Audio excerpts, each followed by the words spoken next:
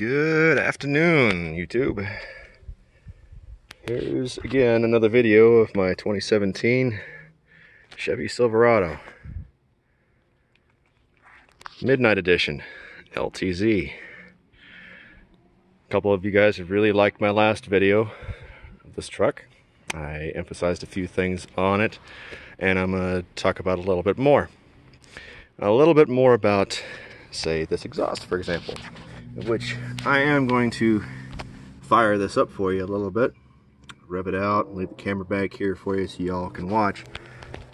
Let me switch it to the forward facing real quick.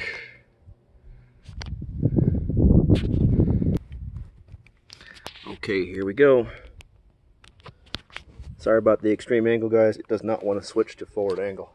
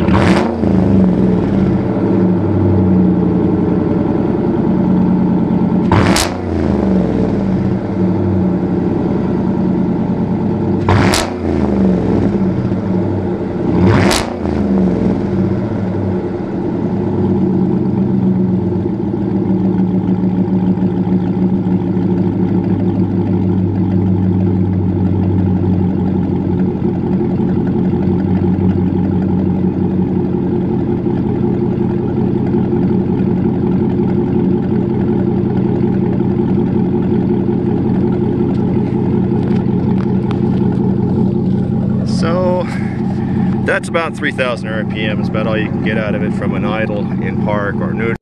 Can't get any more out of it unless you're in drive. Yeah, let me show you. Just cleaned her up. Wiped her down at least.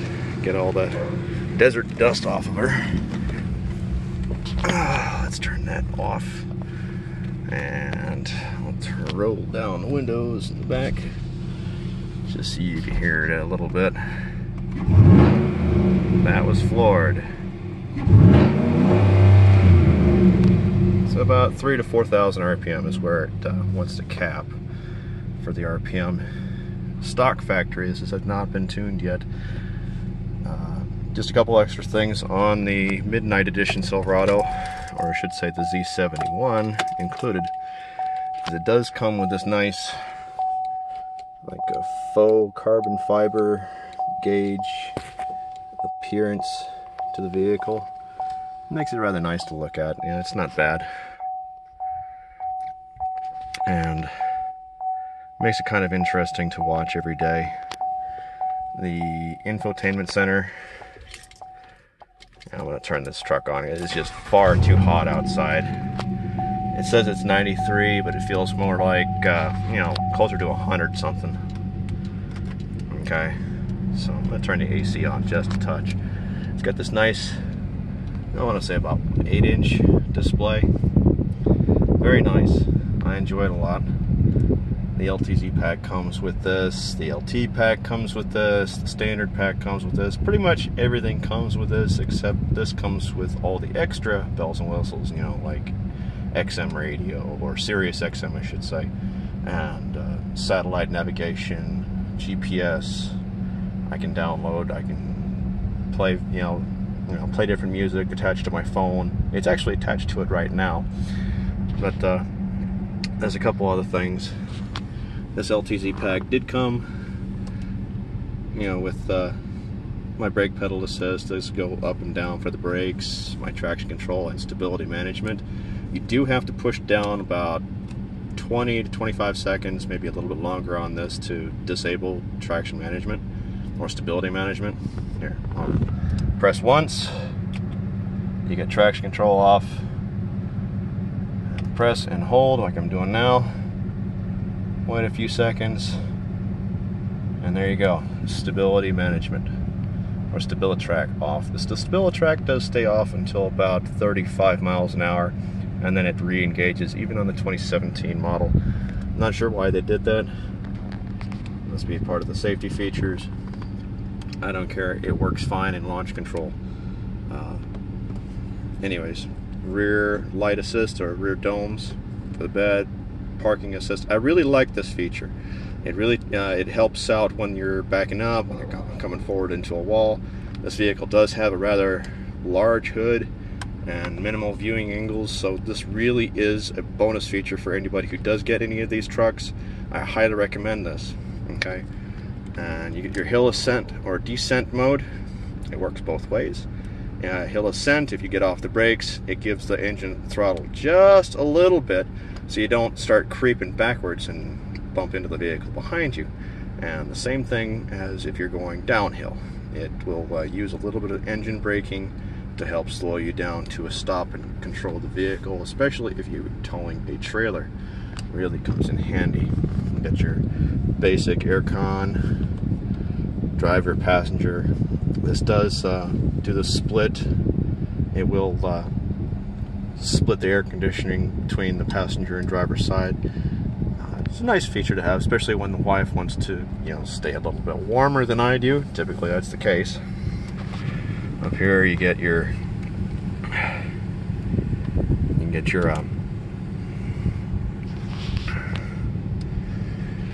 damn it! I lost my train of thought there, guys. As I don't ever use it. This is the speed control. You can set and accelerate or subtract your speed control. I don't ever use it. I always use my foot control.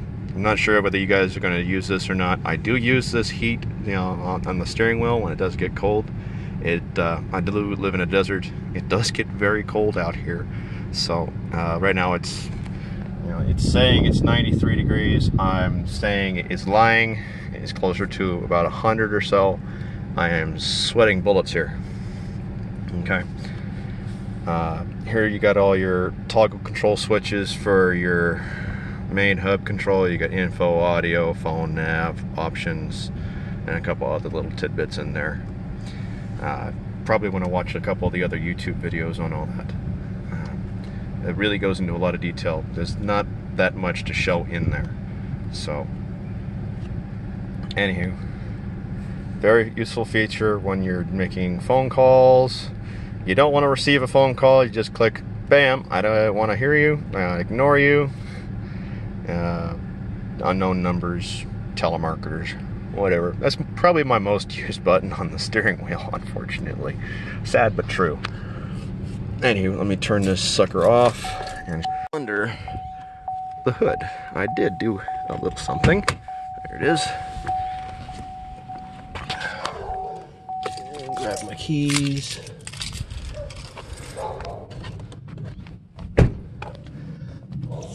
I remember told you guys a while ago that I was going to get an oil separation canister, and I did, by Elite Engineering.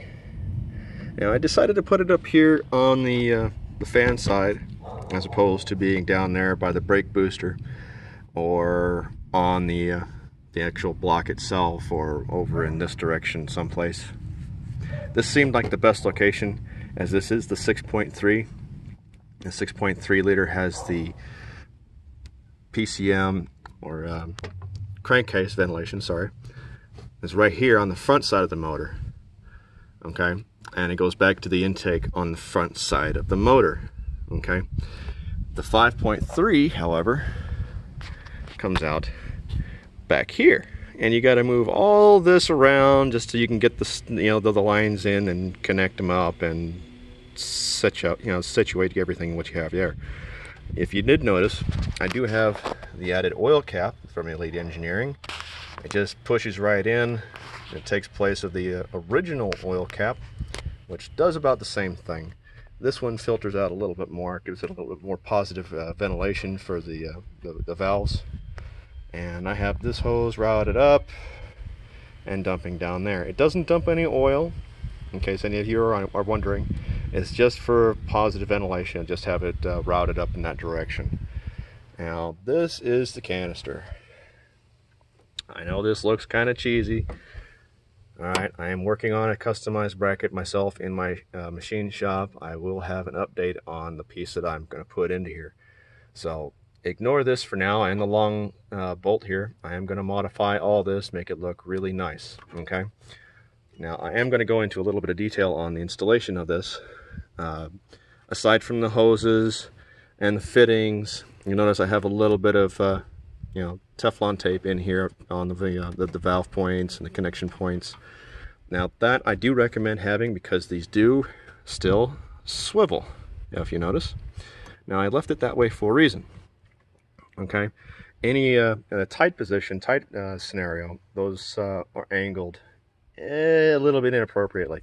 So that's why I use the Teflon tape to maintain a good seal on the lines. Makes good contact with the engine. I do have to replace these hose clamps eventually with nice AN fittings. So that's going to come up here pretty soon as well. This bolt, let me tell you, underneath this is not what you think. All right, it's just more steel panel. Okay, it runs all the way back. I did this. I pulled this whole piece off just to see if I can get my hands from the back side of this to put a bolt, and you cannot. I'm not sure why they designed it that way, but they did. So what I did was underneath this, you have a crevice where you can get your fingers into. Okay, that's where I put the bolt, and it does have this hole. It's already pre-mounted there. It's a lot like the one next to it. I'm not sure if you guys can see it or not. It's right around here someplace. There it is. Okay, it's just like this hole, only it's over here. It's a 5/16 bolt, and it was a bastard to run through there. I had to have one that was fairly long in order to get the threads and nails through. I do recommend putting a magnet through the hole so you can attach it to the head of the bolt and then wiggle it through so you don't have much issue. And then the problem there is you also have to put your hand on the back side of the bolt just to hold it from rotation when you're sitting there tightening the bolt. It is in there. It's not going anywhere. And the position of it makes it relatively nice for the fan guard. If you notice, it does just barely clear the fan guard. Now the mount that I'm going to put together for this is going to match the factory mount from this exactly to a color. It's just going to be from back here. I am going to extend it further than what these washers are, so I'm going to get about another 1/8 of an inch, I would say, to bring this a little bit further away from the fan guard, because that is still pretty close for my liking. But it does work. I did already empty it out at its 3,000 mile mark. Sorry I didn't upload the video of the installation. It was extremely windy and very dark out when I did it, and I was swearing up a storm trying to get that bolt in there, and probably wouldn't have been appropriate for most video viewers. I do apologize for that. I'm ex-Navy. I swear like a sailor. I live like a sailor. I eat like a sailor. You get the gist, right? Anyways, there it is, the latest edition for the truck, and it works. It works very well. I haven't had any oil going into my intake here, which is very important because now the motor is not ingesting all the oil that was in there. Now, I did empty that at the 3,000 mile mark. This had about that much oil in here. I was really quite amazed.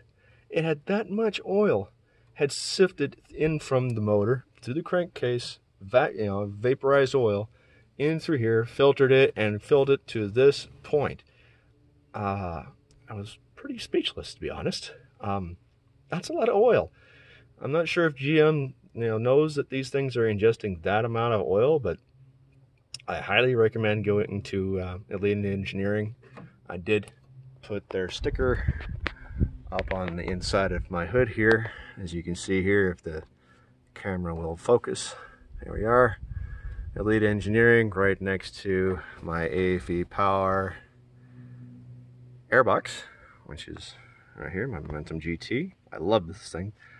Excellent airbox. I highly recommend it. It is a little spendy, but it is worth every penny. Let me tell you, this clean air filter inside here is a dry filter, and it filters out everything. It doesn't allow any more oil into that engine than that oil separator can does anymore. You know, most K&N air filters or oiled air filtration systems, they allow a small amount, very small amount of oil to go from the filter or go from the crankcase into the engine, and that is not so good for your intake valves or your intake or your pistons for that matter.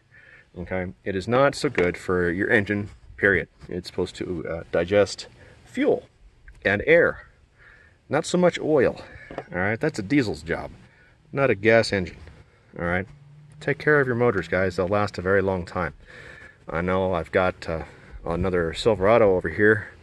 There's my 5.3 Silverado. It's got about 312,000 miles on it, and it'll still haul ass. Okay, I'll do another video on that sucker later. Okay, I do have a lot done to that motor to make it go as far as it has, and it is a blast to drive. The wife loves it. She doesn't want me to get rid of it. God bless her soul. She loves a Chevy. Anyways, back to the Silverado. Beautiful trucks. Can't say I'm complaining. There are a few gripes that I do have about the Silverados, about the Midnight editions. I'm gearing up to do a complete review of the vehicle. That's going to come in time, very soon. I want the weather to cool off a little bit so that I can do a proper review and do it on-road, off-road. Okay, and there's my 50 cal. Love my antenna. Funny story about that, it was stolen the other day, last 2 weeks or so, and it was taken from me. So if anybody sees another vehicle out there with a 50 cal mount, carbon fiber wrap, it's probably not theirs. I'm very upset about that. So I had to go and get another one. Granted, they're only about $25–30 with shipping and handling. This one I did tamper it on. It's got Loctite, the red threaded Loctite on here, so this is really secure. It's not going anywhere unless somebody really wants it desperately, in which case they're probably going to end up breaking it off. Very upset about that. But anyways, there's my replacement. And I've had a couple comments on these tires and what they are. This, fortunately, was right at the perfect angle. We got 265, 65 R18s. And these are a Goodyear Wrangler. That's their dirt track tire. Very, well, not very, I would say fairly aggressive tread pattern. They are a little noisy on the road. They grab everything. They grab everywhere. They got no problem with traction. I've had no issues with them at all. I'm very happy with them, other than the road noise. The road noise I could do without, but it's livable because my exhaust pretty well drowns it out when I'm on the throttle. Okay, now inside here, if you'll notice, I do have slotted and cross-drilled rotors. They're only on the fronts, and there's a reason for that. Okay, for whatever reason, Chevy put these front rotors and calipers on. They are twin piston calipers, very big. They work very well at stopping the vehicle. Unfortunately, the pads wore out at about 25,000 miles, and I'm not kidding you, like right at the dot, 25,000 miles, they completely burned out of the pad, and I was replacing my rotors because the pads were gone and it was going steel to steel into my rotors. So I decided to do a mild upgrade. Ceramic pads, high carbon steel rotors, a very good upgrade. Stops on a dime. I've got no issues with it now. I am contemplating on doing the rear brakes to that level, but that was a spendy little upgrade. They were about, I want to say, about $280 ish to do them from these to the cross drilled. Okay, something I would highly recommend on doing. You don't really necessarily need the upgraded brakes, the Brembos, though I may end up doing that later down the line. You know, if I do end up supercharging this, this truck, which I would love to do. Don't get me wrong. Everybody loves more power. Superchargers are nice. They're expensive. They're loud. They're obnoxious, and it's right up my alley for fun. Now, I had planned headers, shorty headers by Gibson. This is California. I have to have California compliance headers and exhaust. So this vehicle is California, compliant. Now, which should I go to? Should I do headers, high flow cats, or go and save my pennies and save my dimes and get myself a nice root style blower and slap that bad boy on? This thing's making about 330 rear wheel. That's what they do from the factory. This has got a little bit done to it, so it's probably a little bit higher, probably closer to about 345, 350 rear wheel. With a supercharger, it would be substantially more. What should I do? I'll give it up to you guys. Anyways, this is the Wolf Matt signing off. If you do like the video, please hit that like in the description. Subscribe. There are going to be more videos coming down the line. I hope you all stay tuned. We'll see you later.